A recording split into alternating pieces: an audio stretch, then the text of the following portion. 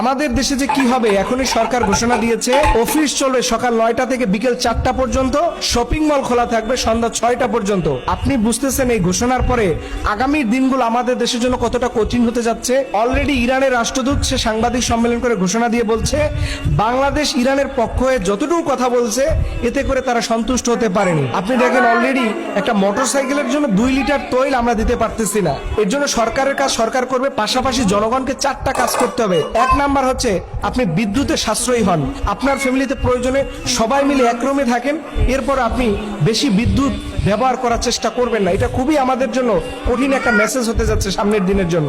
2 number হচ্ছে যাদের বাসায় গ্যাস আছে এই গ্যাস অল্প ব্যবহার করুন। ঢাকা শহরে যদি গ্যাসের অভাব পড়ে এই মানুষেরা রান্না করে কি খাবে, এর জন্য এক টুকরা লাকড়ি খুঁজে পাবে না। 3 নাম্বার হচ্ছে টাকা কম খরচ করুন। বিশ্বাস করুন এইভাবে যদি চলতে থাকে আগামী কয়েকদিন পরে আপনার যে কি হবে এক আল্লাহ ছাড়া কেউ জানে না। করোনার সময় আমরা যতটা সাফারিং করেছি এর চাইতেও খারাপ সময় আমাদের জন্য কম আসতেছে না। সর্বশেষ 4 নম্বরে বলবো যারা গ্রামে আছেন এখন থেকে এই মুহূর্তে থেকে আপনি অবশ্যই বেশি পরিমাণে গাছ লাগানো শুরু করুন, কৃষি কাজের দিকে অগ্রসর হন। কৃষি কাজ ছাড়া কোনো দেশ কল্পনা করতে পারবে না ভাইরা।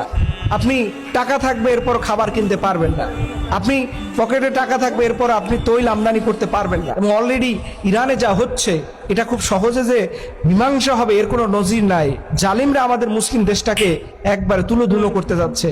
তাই বলতেছি সবাই এই সময় এই কাজগুলো করবেন, পাশাপাশি তাহাজ্জুদের সালাত এবং বেশি পরিমাণে আল্লাহর কাছে দোয়া করুন। হে রব্বুল আলামিন, আপনি আমাদের এই কঠিন বিপদ থেকে আপনিই পারেন একমাত্র বাঁচাইতে।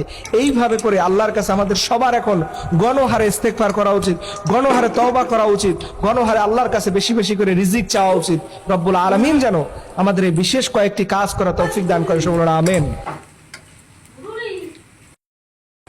সেটা ফাইনাল লুক, এটা ঠিক দেখতে এরকম হয়েছে।